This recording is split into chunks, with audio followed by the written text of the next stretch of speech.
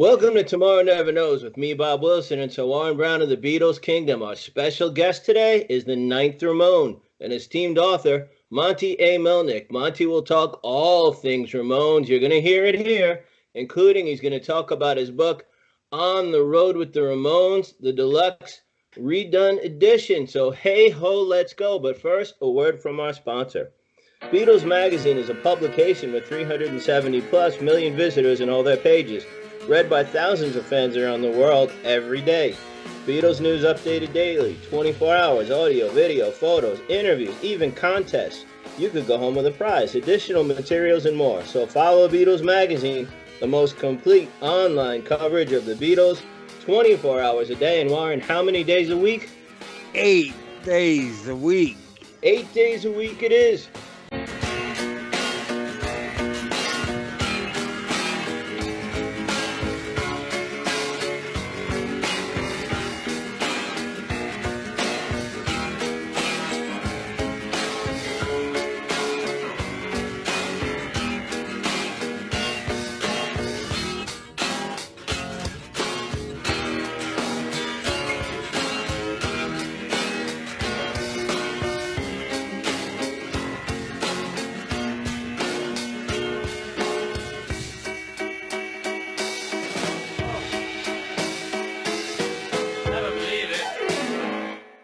So we have an esteemed guest. Welcome to the show, Monty.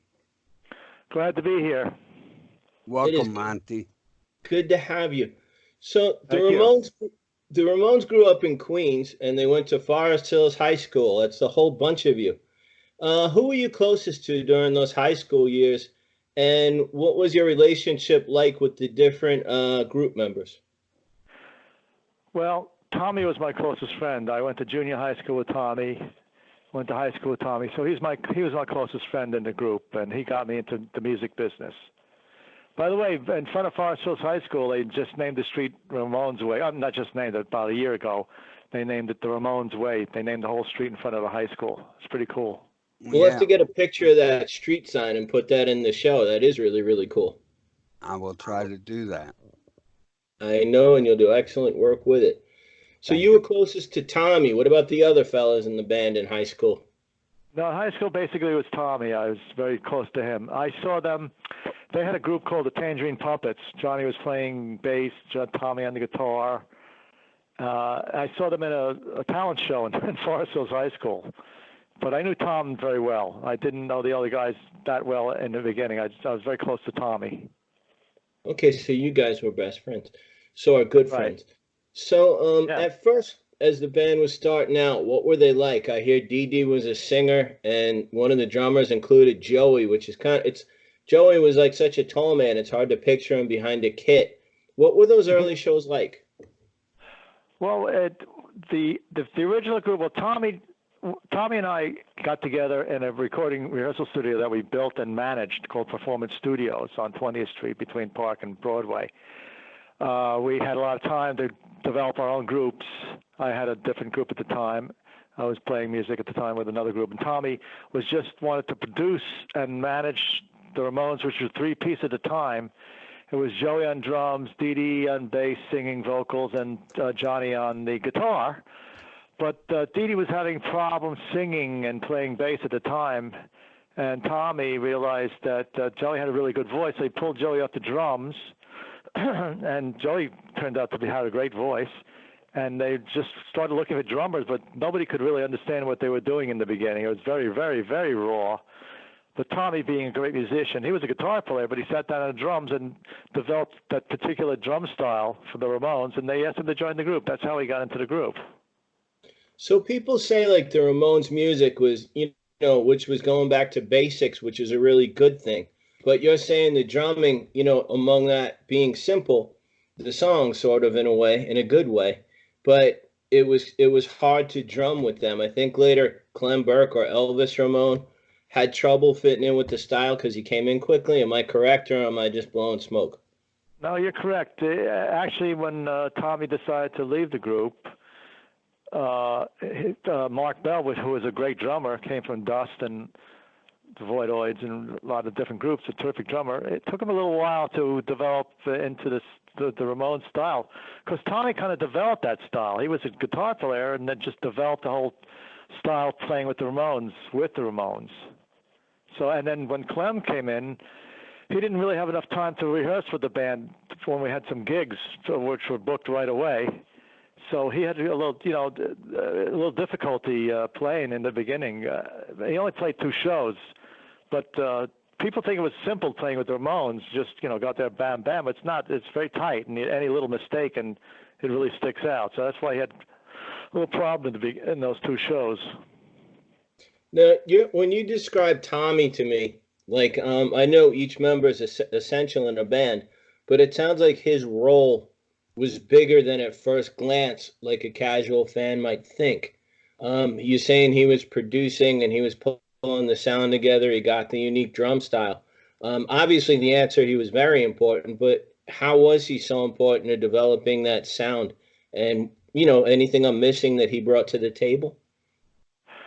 Well, Tommy is a great musician. I grew up with him, and I was in bands with him early on. A group called Triad. There's a picture of me and him, and I sent you one. And then later on, I was in a band called Butch with him, with Jeff Salen. I don't know if you're familiar with the Tough Darts. They were a group, Tough Darts. We were a group together. Tommy was the architect of the Ramones. I mean, he originally just wanted to produce them and manage them, and so that's how he got into the band. Basically, they just asked him to join because they couldn't find any drummers that would fit in. But he was the architect of the whole Ramones sound, basically. It just makes me wonder, like, so he wanted to be behind the scenes, sort of. He helped develop the band and got the sound going. And then later, when he stepped down from drumming, did that have something to do with him not wanting to tour so much? Well, no, and well, as I said, originally he just wanted to produce them and manage them. So he stayed a few albums with them, and when he left, he produced a bunch of other albums for them, and later on. So it worked out well for him. It was stressful for him on the road. He didn't really like touring that much. So when he left, it was a good situation for him because he got to produce them later. And so I knew he was important, but you're bringing it to is a deeper level, than I thought. That calling him the architect of the sound, that's pretty intense. Well, yeah, he was involved in writing a lot of the material in the beginning, because the early albums they credit all the Ramones for writing everything, but later on they decided the individual members wanted to get credit for each song they wrote. So the later albums have who wrote the songs, but the early albums just say the Ramones wrote this song, Ramones wrote that song. But Tommy was involved in a lot of those early songs. I know I'm throwing a little bit of a curveball, but I was just wondering, are there 1 or 2 songs that I might not have thought that he wrote that you could mention? Because it's off the top of your head, I know. Well, I don't know. Which songs do you think he wrote in the beginning? I didn't think he was a songwriter, so you're taking me aback. Like, I was just wondering. Yeah, he wrote "I Want to Be Your Boyfriend," and he had a lot to do with all the Blitzkrieg Bop and all those songs, So some of the they're all classics, but some of the real Ramones die-hard songs. I thought the other song, like "I Want to Be Your Boyfriend," I guessed wrong. I assumed that one was by Joey, so bad on me. Oh, that's Tommy. So there you go. When they were touring in the early days, there were other pretty cool bands around at the time, that I hear the names and right away, it makes my blood boil a little in a good way, like the Talking Heads, Blondie, the B-52s. What memories come to your mind when you think of them? And did they play like on the bill together sometimes, or did they just know each other, or just at like particular venues? Like CBGBs. Well, in the early years, CBGBs was basically everybody in the audience was another band, So, Blondie, Talking Heads, not the B-52s, they're from Georgia, but, a lot of the early bands from New York were in the audience, basically, because there was nobody else in the club, just a lot of friends. So we were very friendly. They were very friendly with all these bands. Initially, all these bands opened up for the Ramones, the Talking Heads, B-52s, Blondie. And later on, they became huge, much bigger than the Ramones. But they all opened up for the Ramones. Now, when you were around at this time and like you took over like the tour manager and such, did you ever think of playing with them too, or was it just not an opening at that time? Because you seem like you were a pretty good musician from the stuff you're mentioning.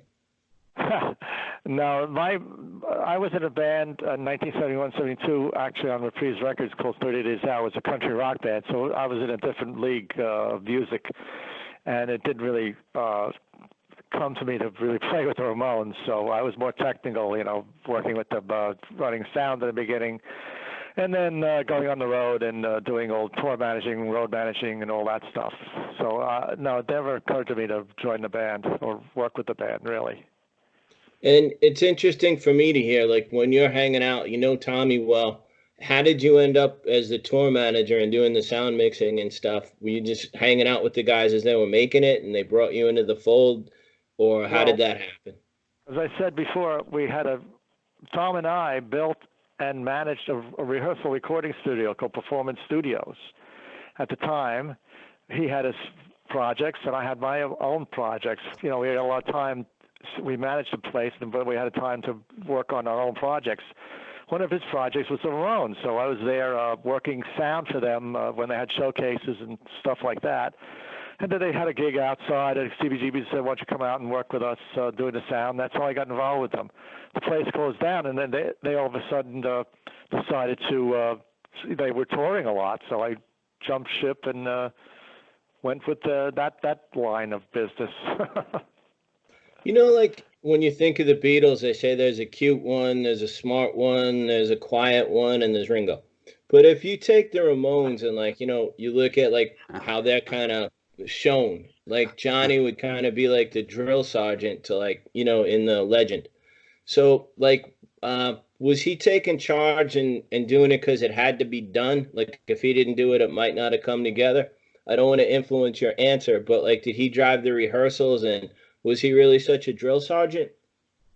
Oh yeah, I mean, beginning Tommy was more in charge. When Tommy left, Johnny he took control. But Johnny was he was like the general. He set the schedules and the rehearsals, and he was very strict about a lot of things to pertaining to the band.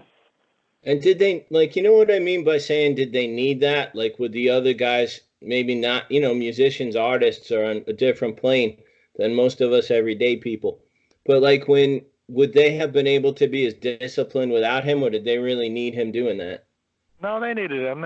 He helped a lot, definitely. I mean, they listened to him and they respected what he had to say, and they listened to him, and they realized that they had to go along with what was laid down. Now he That's why they seemed lasted really so long.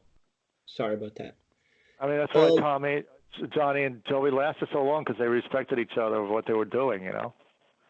And with the other songwriting, like you mentioned, Tommy wrote a lot of the early classics. Later on, as Dee Dee developed and Joey developed as songwriters, could you describe like their songwriting and which songs come to your mind that might be your favorites? Well, Dee Dee, from the beginning, was very influential in a lot of songs too. I mean, Dee Dee is an amazing songwriter, and Joey had the softer stuff too later on. So they all developed. But Dee Dee was an amazing songwriter, and the thing was when he left the group. The good thing was when he left the group, he decided that he could still write for the band. So the later albums, even though he's not in the band, have a lot of Dee Dee material in it. So it was great. He was a terrific songwriter. And then you said Joey had like softer songs, so did he like the older rock stuff better? Yeah, Like, it's kind of like Lennon McCartney. Lennon was a little harder edged, and McCartney was a little softer edged. So I'd say Joey's softer, and Dee Dee was a little harder edged with Johnny. so that was maybe kind of a good balance. Yeah, that's the balance. Same with the Beatles, the same balance they had there. Now, I got one question I've been dying to ask you. Could you please tell us all of us, about the Texas gas station incident? Yeah, okay. I've told this story a lot. This early on, the late '70s, we were touring Texas in a van and driving around. We were driving for about 4 or 5 hours or something. So, pull into a gas station, to get gas, and was a convenience store also. So they all pile out. You know, when they pile out of the van, they're like walking around like zombies, and the way they looked pretty strange for the mid Texas, you know. I would imagine. So I'm paying the gas. The woman comes to me and says, well, you know, sure, good that you're taking care of these retarded boys. I said, yes, ma'am, that's my job. You know, they staggered in looking, you know, the way they looked, and after like it's 4 or 5 hours in the van, they look pretty wild. All right, I'm going to hand over to Warren, who has some questions for you. Sure. Thank you, Bulldog. First of all, Monty, I'd like to welcome you and thank you for coming on the show. It's a pleasure. And I'm going to start off by my wife, her favorite restaurant is Cracker Barrel. Can you tell us about Cracker Barrel and becoming the band's favorite restaurant and how you paid the checks? Sure. Well, you know, when you're on the road, you're traveling a lot, and you need a good meal. You know, when you're on the road, and we found Cracker Barrel they had good food. So when we pulled in, and one time, one of the people there, managers, come over and asked me for a signed photograph, 8x10. I said, sure. Here's a photograph. And he came back and said, well, we pay your bill. And he said to me, you bring the 8x10 photograph in any Cracker Barrel, and they'll feed everybody for free. And they did everywhere we went. I made sure I had a good supply of 8x10s photographed, and we fed on Cracker Barrel free for a long time. Wow, that's cool. So you're telling me that my wife can take a picture of the Ramones and get free food? Well, they liked the band there at the time, you know, right. getting from the band, that was kind of thing, you know. Maybe, I don't know, if you have that autograph picture of the Ramones, it's worth some money. Yeah. Maybe worth a meal. That's true. I think it's worth more than a meal myself. Probably. Were the Beatles a big influence on the Ramones? Oh, yeah, they loved the Beatles. Actually, Tommy and Johnny went to see the Beatles at Shea Stadium. Wow. And Johnny really didn't like the Beatles in the beginning. There's a story, he came there and he threw rocks at them or something like that. He didn't like them. Wow. But later on, he liked the Beatles. And Dee Dee, the reason they got the name Ramones is Dee Dee found out that Paul would go around when he checked into a hotel and sign his name as Paul Ramone. Dee Dee found that out and says, well, let's name the band the Ramones. That's how they got the name Ramones, from Paul Ramone. So there's Beatle connection to the Ramones there. Yeah, really. That's very cool. Interesting. I think Paul McCartney found that out later on, and he jokes around about it sometimes. Yeah, I think I heard an interview when he commented on that one time. That's pretty cool. The Ramones opened up for acts including Ted Nugent, Black Sabbath. What was it like opening for a heavy metal band? Well, in the beginning, no booking agent could figure out where the Ramones fit in, so they just sticking them on all sorts of different bills. They figured heavy metal would be good, but no, the heavy metal audiences didn't like the Ramones very much. And there was a couple of times. Well, there's one time we opened up for Ted Nugent up in Canada, and the crowd was throwing like sandwiches and food on the stage, and the Ramones they gave everybody a finger and walked off the stage.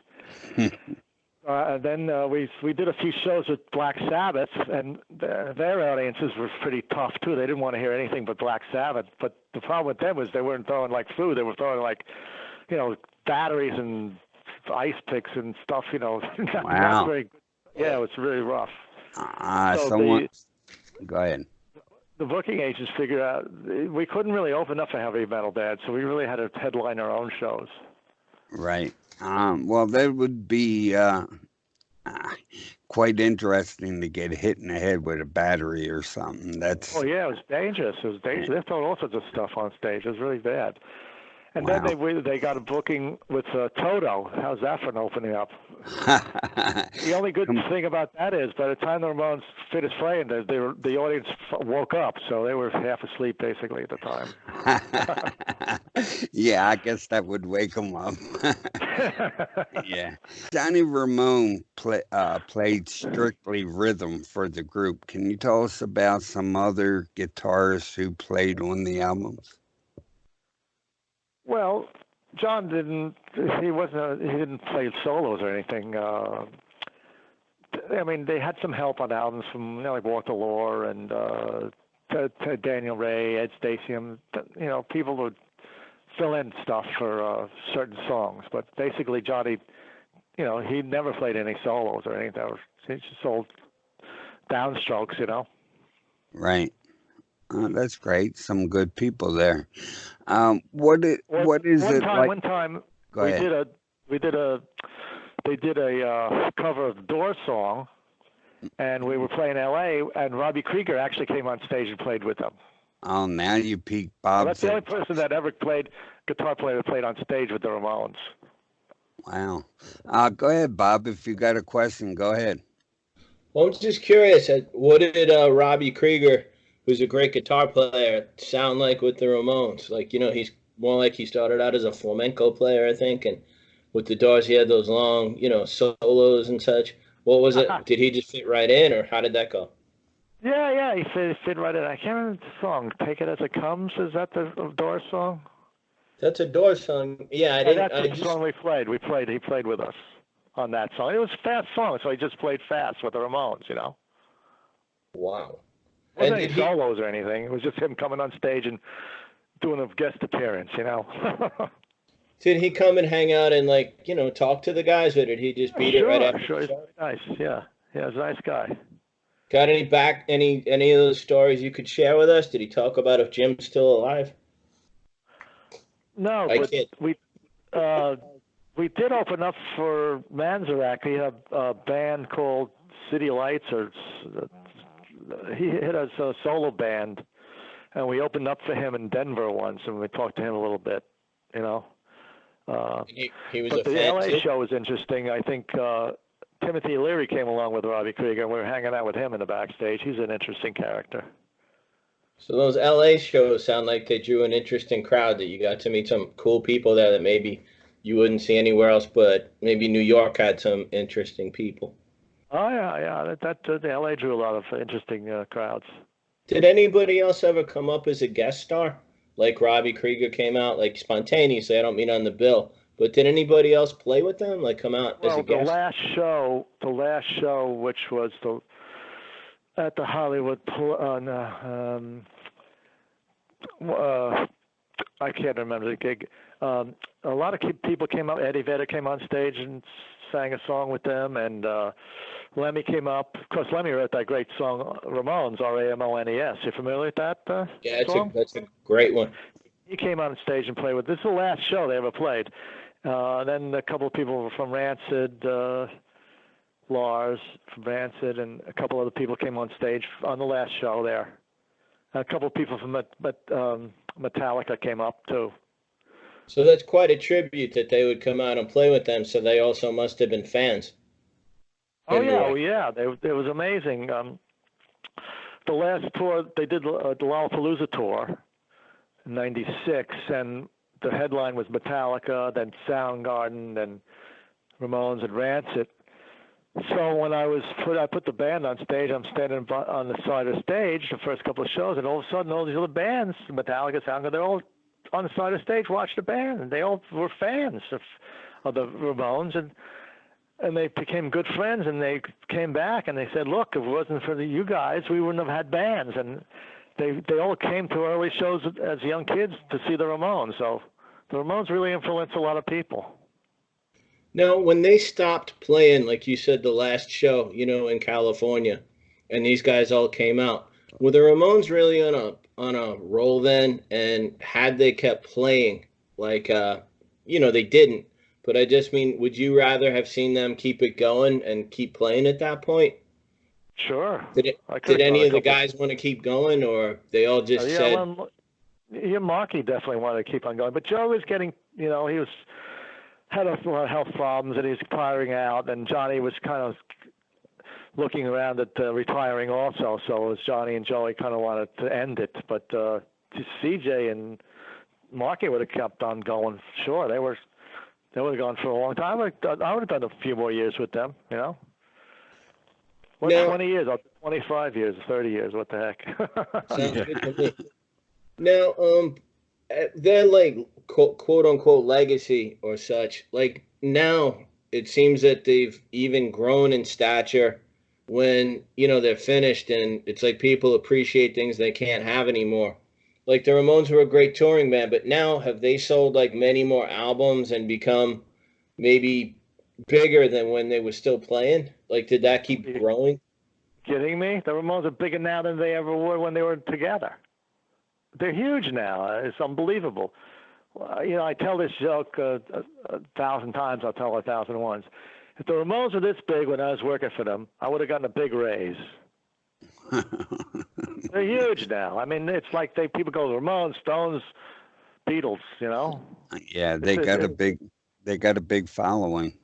Yeah, and then they got into all the movie soundtracks and commercials now, and the T-shirts sell like crazy, and all their albums sell much more than they were when they were together. It's a shame that the original core band, the four of them, are not here. It's a sad thing to see all this.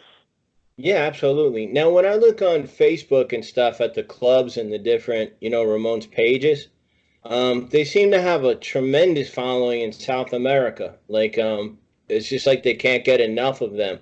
Like, what was South America like to you guys? Oh, that was probably the biggest area there. There was huge down there, Beatles stature down there. It's amazing. The audiences down there were the best, actually. They were fanatical Ramones fans down there. And still are. I mean, there's still 3 Ramones out there playing. We got Dee I don't have Dee Richie out there, Richie Ramone, C.J. Ramone, and Marky Ramone. There's 3 actual Ramones bands, Ramones people out there playing. So, and they still go down there, and they do very well individually. But it was huge down there, huge. Well, they got a taste of what the big time was down there. And do you it just seems like if you said to me, where would the Ramones be bigger, and I had to guess, my first thing without knowing anything, and many things I talk about, I don't know anything, I kid. But I mean, I would pick England. I would say, okay, punk rock was in England. I would guess that. What was the connection in South America? Like, is it a much bigger punk audience than I thought, or like what caused them to be so big over there that you can see? Well, a couple of things. I think the promoters down there had a lot of influence on the radio. They got a lot of radio play down there. The Ramones never got a lot of radio play everywhere else, basically. And the kids, and we went down there early on when other bands didn't play down there, so the kids down there liked that, and they liked the rebellious aspect of the Ramones. It just hit a chord with all the kids down there, and we came down there and played quite a bit. So they developed a big following down there, and they're fanatic fans. Like, because I looked at so many of those pages and I couldn't get over the number of people, who joined I know they have a fan base in other places, but when I saw how many people are still on the Facebook pages who might not even have been born for the end of their career, and yet they're drawing new fans like in a new generation. That's amazing that the Ramones still can connect to younger kids, Yeah, I mean, it's something about the great bands. They have some kind of sound that they figured out that's different from anybody else, and I think it's closer to the core of rock and roll. And go ahead. Yeah, my feeling basically is the Ramones were kind of like Johnny Appleseed. Johnny Appleseed went around the country like planting apples all over the place. The Ramones went all over the place and playing, their music is not complicated. You don't have to be like a virtuoso on your instrument to play a Ramones song or get out there on stage. Excuse me. And so all these kids saw that and they said, "Hey, we can do this too." They connected with a lot of kids, and a lot of kids became bands and a lot of and fans. So they were played all over the world that way. It was very easy to connect with people that way because the music is very simple. It's not complicated, and it gets right to the point. Yeah, there's nothing lost. It's like cut down to bare bones, which Right. was so much better than some of the stuff in the 70s, which was getting it so appeals to a late. lot of kids. They just can pick up a guitar and play a Ramones song. Now, like in Spinal Tap, they made a joke of like the bands having so many drummers. It's like you already explained like Tommy and Joey on the drums so far, but as the other changes came about, could you just give us an idea how some of the changes happened? Like you had Marky, Richie, Clem Burke, or Elvis Ramon, and maybe somebody I'm missing. There were so many drummers. Could how did the drummer situation come to change in general? Like any interesting stories behind that? I think in Spinal Tap, all the drummers exploded, didn't they? I hope it wasn't based on a true story. No, yeah, I think that they all exploded or something. I think. Well, as in the beginning, Tommy was there, and he lasted as long as he could because he didn't like touring. And they brought in Marky, and then Marky lasted a bunch of albums there, but he was a big alcoholic, unfortunately. So he left the band. They kind of kicked him out. He left the band, and then Richie came in. And Richie lasted a few albums, and then he didn't like the situation with the merchandising, and he left abruptly. That's the problem with that. And then Clem Burke was managed by the same management company that Clem Burke, of course, Blondie. At the time, Blondie wasn't doing anything, and our management company managed the Ramones and the Blondie at the time. So Clem was always a big fan. He was always hanging around CBGB, so he was a good friend. And he actually always wanted to be in the Ramones. But he came in and filled in for, but he didn't have enough time to really get the practice enough, with the band because we had all these shows coming up really quickly. So they try to, rehearse a couple of times. But as I said before, it's not easy playing with the Ramones. The manager said, go ahead, play. It's easy. Play with them. 3 chords, blah, blah, blah. It's not that easy, It's very tight. Any little stop in the middle of the song or something or the wrong beat, and it throws the whole thing off, So he's in 2 shows, and then he, luckily Marky straightened his act out, went to AA, and he came back into the band. And Clem, of course, went on with Blondie, making a hell of a lot more money than the Ramones, that's for sure. He still isn't Blondie, by the way. And that's how the drummers came about there. Sounds like there's a book there. We could have like a chapter on each different drummer. But another thing I was wondering about when they did the cover of the song "Substitute" by the Who, how did they get Pete Townsend? How did he end up playing on that? Like, how did Pete Townsend come in and play on that song? Well, I don't know the whole thing, but I think somebody knew him and asked him, and he came and said, "Yeah, I'll do it." Well, you could make some. We're on the radio, the magic of radio. You could embellish the story if you want to. I just kidding. Well, I really don't know how they got him. You could say somebody exploded playing drums and he heard the noise and came over and they fell into Substitute. All right. Bob's being sarcastic. That's all. I'm kidding. But do you have a favorite Ramones song and why? Yeah, it's on the Phil Spector album, End of the Century, called All the Way. And the reason is that Joey wrote me into the song. There's a line goes, "Monty's driving me crazy. It's like being in the Navy." So, people come up to me say to me, "What's your favorite Ramones song?" I like a lot of different Ramones songs, but of course, that's my favorite Ramones song. Well, I couldn't blame you. That must be cool to have your name in one of the songs. That's not too shabby. Yeah. Really. Well, speaking of Phil Spector, what was it like making a record with him? Oh, boy. It's a trip and a half. He's as nutty as people say he was, Did he ever pull any guns on anybody? He had guns on him and waved them around. Didn't point them at anybody, but he waved them around. We were up at his house a couple of times, and one time his house, he had to be let in and let out. You couldn't just open the door and walk out. So he kept us up there for like hours and hours. He wouldn't let us out. Wow, that sounds crazy to me. He was always in the band. In 1977, he came to the Whiskey and visited the band backstage. There's a picture of him in my book, and he looks pretty crazy. There's like a beard and cape and stuff, and he was a character in the studio. And we had some weird times with him. Let me tell you. I can imagine. I just can't imagine anybody wanting him to do their record. I don't understand that. Well, but I mean, initially we didn't know how crazy he was to work with him, and he's a brilliant producer. So why not, try him? And because he worked with a lot of people, John Lennon and all the other Beatles, and a lot of people. He's a brilliant producer. We didn't know how crazy he was initially. I mean, we heard rumors, but nothing to the fact that we wouldn't want to work with him. But we found out about that. He was pretty off the wall, basically. Yeah, he was out there pretty much. You spoke of John Lennon. Have you ever met any of the Beatles? Unfortunately not, no. Oh, that's a shame. Have you? Oh, hell, heck no, sorry. No, I definitely would love to, though. I tried to meet Ringo, but his security forcibly threw me out. No, I kid. Well, one time, the only closest I got when I was in the band 30 Days Out, we were recording in the record plant.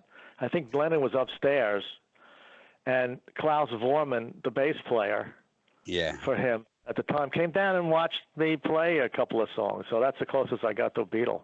Well, that's even cool itself. I'm a Vormann fan myself. I love his artwork. And I also loved him playing with John Lennon. So, yeah, that would be good for me. The film Rock and Roll High School, were you around during the filming of that movie? I'm in the movie. You're in the movie. And what part are you playing in there? Are you familiar with the movie at all? I seen bits and pieces of it. I haven't watched the whole thing. I'm sure Bob has. They're in the car, saying, I just want to have something to do. They're in the pink Cadillac coming up to the venue. Right, I do remember. They want to have something to do. They pull up in front of the venue there. I come out. I open the door for the band there. Mm-hmm. They come out. I'm right there. And then I'm right behind them talking to the manager. I'm kind of like the promoter, You can see me behind the band for that whole song. Right. And then there's another shot backstage where the kids are running around. One of the hall monitors are running around backstage, and it's a cameo of me like laughing or something. So, yeah, I was there. I'm in the movie. And that's great. Are you in the credits also? I don't think I made the credits. Oh, well. Anyway, that's pretty cool. I wouldn't have mind being in there. Did you watch them blow up the high school? Yeah, I was there for the whole thing. Yeah, what was that like? Scary. They used a heck of a lot of more explosives than they should have. Did they warn you about what was going to happen? They just said they're going to blow the school up. It was so intense. I think the flagpole was burning right behind them. Wow. Yeah, that's a trip. I can imagine. Did you get scared? Well, yeah, it was a hell of an explosion. Let me tell you. Yeah, well, blow up. They said they used like 10 times more dynamite or explosive. Yeah, they didn't realize the guy doing it didn't tell them that he was using a little more than he should have, Right. Yeah, that would be a trip. How did Bruce Springsteen come to write a song for the Ramones? Did they ever get to play it? No, unfortunately they didn't. Here's a story. We played Asbury Park, a small dumpy club. I put the band on stage, and I'm walking back by the bar, and I see Bruce Springsteen sitting there, Mm-hmm. He was big at the time, but not as huge as he was later on, but he was big. So I came over to him and say, hey, how you doing? I figured he'd watch maybe 2 songs and leave, Mm-hmm. But he stayed for the whole thing. I said, look, do you want to come back and meet the band? He said, yeah. So I brought him backstage. And at that time, he wrote that song for Patti Smith, you know. So Joey said to him, "Hey, why don't you write a song for us?" And he said, "Okay." He wrote that song for them, but his manager wouldn't let him give it to the band, the Ramones. Wow. So they never got to play it? No, they couldn't. No, they you know, Springsteen put it out, and they didn't they didn't realize later on that he wrote it for them, you know, until he said he wrote that song for them, and then his manager wouldn't let him give it to the Ramones. Wow, that's a trip. All right, well, I'm going to hand it back to the Bulldog. Sorry for cutting in on you there, Bob. Oh. So, no, yeah, I just asked some extra questions in your segment. Thank you for having me. Sorry about that. But when the group got elected to the Rock and Roll Hall of Fame, what did that mean to them? And I know it was cool when Dee Dee said, like, we did good, paraphrasing. And you got to go to see that. And were they all at separate tables? What was going on? Can you tell us about the Rock and Roll Hall of Fame? Yeah, I was there. They got me a ticket. It was like $2,000. It was kind of like my gold watch. Here's the ticket, you know. Wow. I sat with them. Yeah, they were at separate tables. Johnny was at a separate table from Dee Dee and Marky, and unfortunately Joey was sick. He wasn't around, you know. And Dee Dee had the greatest speech. I mean, he came up and said, "I want to thank myself. Thank you, Dee Dee." You know, that's the best speech I've ever heard anybody ever give. He's thanking himself, you know, not nobody else, just him, you know. It was memorable. And then Johnny didn't want to play. You know, usually the band that gets into the Rock and Roll Hall of Fame plays, but Johnny didn't want to play without Joey or anything. So Green Day came up and played the Ramones songs at the time, and Eddie Vedder inducted them. And would they get, like, I don't mean to, like, dig up dirt. Gossip's always fun, though, but were they getting along at that time? Well, no, they were at separate tables, you know. But I didn't know if they just each got a table because they wanted space, or if they were. No, well, well, Johnny had his own little table. Dee Dee had a table by himself with other people, and they were talking, Johnny and Dee Dee and everything, and Marky and everything. But it was just Joey wasn't there. That's the problem. That was the problem, you know. Yeah, of course. Everybody would love to have seen him there. Now, we've established Warren didn't watch the whole Rock and Roll High School. He just watched bits and pieces of it. But his wife is a huge Ramones fan. He said, yes, she is. Can we give a shout out from Monty to Carol Brown? Because she saw the movie, and she's a big fan. Hey, Carol, how are you? Gabba gabba hey. There you go. Thank you very much for that, Bob and Monty. Absolutely. So the guys who are still playing now, like CJ and Richie, when they go, did they ever think of being on the same bill, or is it easier for them just to play independently from each other? Did they ever think of coming together and doing a little tour? Or maybe I missed it and they did that. Not a tour, but I think CJ and Richie played a couple of dates in South America. Marky likes to do his own stuff. You know, Marky has a XM Sirius radio program. He tours a lot. And he also makes tomato sauce? Yeah. If he'll come on the show, we'll plug his tomato sauce. He actually put a beer out, which is weird for an ex-alcoholic, you know. Yeah, really. Maybe not the best thing. How do you go from music to tomato sauce? Well, I think his grandfather was a chef at the 21 Club or something like that. There you go. That's interesting. So I think CJ's just is pulling back a bit. He wants to. So he's the only one that has kids. He got 3 kids, you know. But Mark is out there still. I think Richie's in Europe right now. Probably can't get back. Yeah, I think he was in Germany. I think from his page. I don't know if I remember correct. And by the way, if you're ever in Berlin, that's a great place, the Ramones Museum. It's funny that it should be in New York, but the only place in the world is a Ramones Museum is Berlin. It's a great place. You should, if you ever get to Berlin, go to the Ramones Museum there. It's terrific. But I'd love to see. It should have been in New York, unfortunately, but it didn't happen. Maybe they'll make another one, and they could have it in Manhattan. I think that would be cool. Now, you've written, and you were there. Like, you were on the spot, and you saw things firsthand. and you came out with a book, and now you've updated it. How did you first come to originally do the book? Did someone suggest it to you, or did it just hit you? And what about this new book? Please tell us about it. Well, the new book is on the road with the Ramones, the bonus edition. It's a bonus edition. If you ever, it's on Amazon.com. It has a red Ramones letters on it. Well, you know, the book was out now, not 15 or so years ago. It came out, the first edition. Initially, I didn't want to do anything when Joey was around, and so he passed away. So I kind of felt a little better to write, you know, different things in the book that I had to put in there. And you know, somebody came to me and said, "Why don't you do a book?" And I had the right connections, and had this great. Initially, it was going to be a ghostwriter because I'm not really a writer or anything, and they found Frank Meyer, who's a terrific guy. He's a great musician. He's in the Street Walking Cheetahs. He's got a new. He directed a film out called Riza, this rap guy. Have you familiar with him? Warren saw that in bits and pieces. So they got Frank to do the book with me. He's terrific. So I give him co-writing on the book, and we hacked it out for about a year and a half.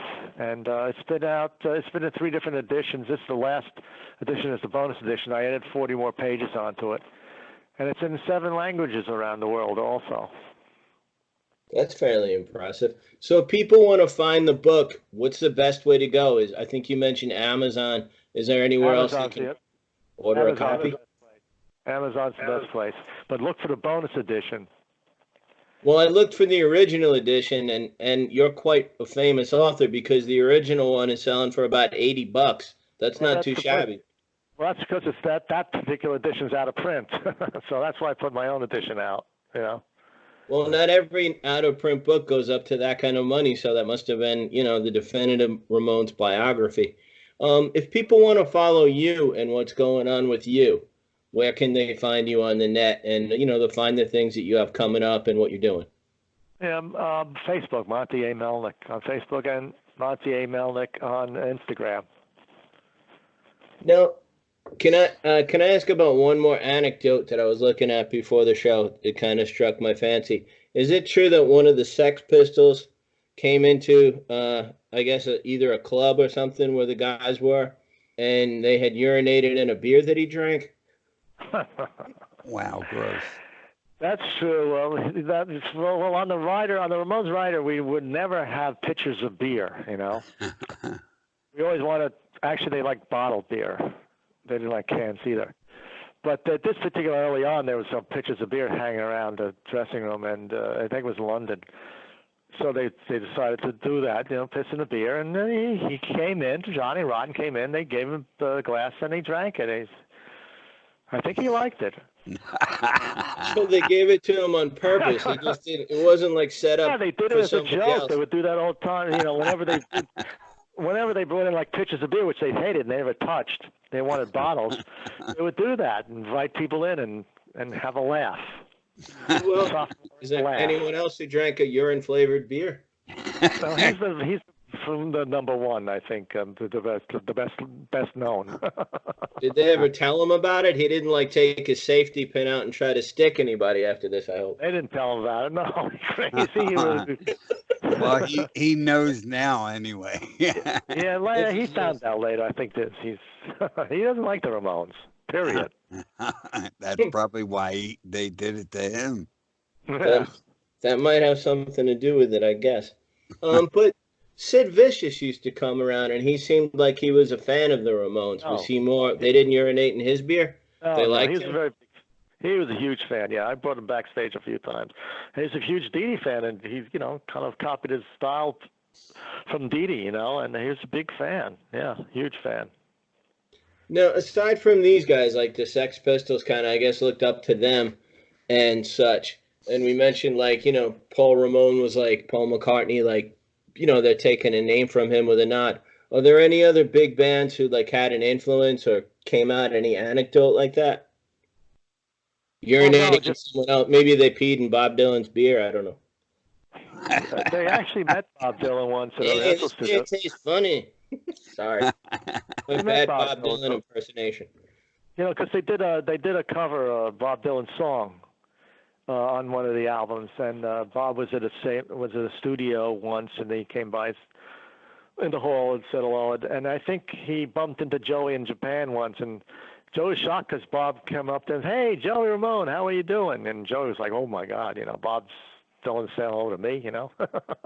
I think they covered My Back Pages, but you said he came Yeah. to the studio and was looking in from Well, there? he was working in the same SAR studios in New York, and he was rehearsing there. We were rehearsing at the same time. So they brushed by him in the hallway briefly, you know. That's pretty impressive too. Yeah. And I'll push it a little further. You got Bob Dylan in there, which I didn't expect, but anybody else that came walking along? No, I mean, I said that the Lollapalooza tour, all those, you know, Metallica, Soundgarden, all those guys were big Ramones fans, you know. No, absolutely. And I guess is like they were professionals, so it's like an average person hearing it that would really turn your head. But were they kind of honored by that? Like, did they say, "Wow, all these guys look up to us. They modeled some of what they're doing after us." Did that still, even though they were in the business so long, did that touch them? Oh yeah, I mean, Johnny became pretty friendly with a couple of Metallica guys there when he retired to L.A. So they come over to his house a bit, you know. And Eddie Vedder also became a big friend of Johnny's. He actually he had a few weeks off once we were touring South America, and he came down on his time off and had hung out with the band for like a week, you know. That's pretty cool. And then Yeah,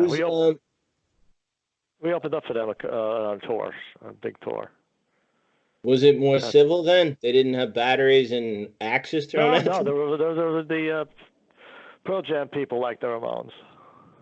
For sure, and for good reason. Is there anything else that's coming up? Any events? Or I know the book is out there and people can look on Amazon and they can find you on Facebook under Monte A.Melnick. Is there any other events or anything coming up that we can look for? Well, in May, usually Mickey, Joey's brother, has the Joey Ramone birthday bash here in New York. And then in the summertime, Linda has Johnny Ramone tribute out in L.A. at the cemetery out there where Johnny has a statue and Dee Dee's buried out there. And she has that big event every year. So those are two events coming up. But right now, everything's, I don't know what's going on here. Everything's shut down. The world's shut down. For sure. That's how we lured you on the show. You had nothing to do, so you said I might as well talk to these guys. So we lucked out in a way. I just want to have something to do. There you go. But I hope things open up for people and people can start going out again. But did you say earlier, I asked about tomato sauce, and you said Marky has a beer line? Yeah, he's got a beer out, believe it or not, which is very There's strange. nothing funny in that, is there? I mean, that's just clean beer. I mean, if I buy some, I don't have to worry. I don't know how he brews his beer. Maybe he pisses in it and it makes it more valuable. I don't know. That would bring it closer to the Ramones. Tell you the truth, I never tasted it. All right, Bob Seinfeld, Wilson. We'll have to do a taste test one day on the show. Me and Warren could spike some beer. One could have urine. We'll see if we can figure out which one it is. We have a tradition. Plains. Go ahead. I'm sorry. I feel like the two chipmunks from the Warner Brothers cartoon. No, you first. I insist. But, all right, let me say something then. We recently had Linda Ramone on the show for an interview, Monty. Okay. Is there anything you can tell us about her and her house and the way it's set up? It's an amazing house. I mean, well, Johnny was a huge collector. He collected a lot of different things. Specifically, he had one of the biggest baseball 8x10 autograph collections in the world. Mm-hmm. And he also collected a lot of posters, movie posters, and a lot of odds and ends. So a lot of Elvis stuff. So they have Johnny and Linda have 5 or 6 rooms, and each room is dedicated to. There's an Elvis room, there's a horror room, there's all sorts of different rooms with a Disney room, you know. Also, Johnny got very close to who was Nicolas Cage and Lisa Marie. Actually, Johnny was at that wedding. He was best man with I think he introduced Nicolas Cage to Lisa Marie Presley. Wow, So he's that's very friendly great. with Lisa Marie, and they have a whole Elvis room and stuff. It's an amazing place. It's an incredible place. It's chock full of stuff. Each room is like amazing stuff in it. I'm sure she told you about it, right? Yes, she did. And she says she cut her Disney room down to just the bathroom. Okay. So that's probably where Johnny peed in the beer for everybody. In the Disney room. He did. That was his brewery.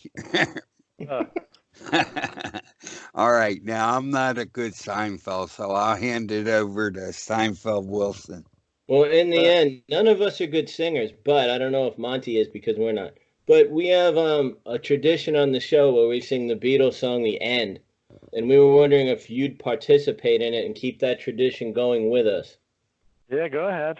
I'll try. So I would sing "And in the End," and you would do "The Love You Take," and then Warren will finish it out there. So that's good?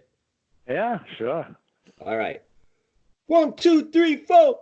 And in the end, the love you take is equal to the love you gabba gabba make.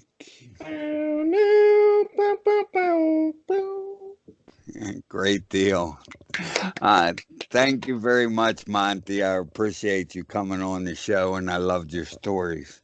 Me too. My pleasure. And thanks for the plug for my wife, too. All right. And thank you, Bob.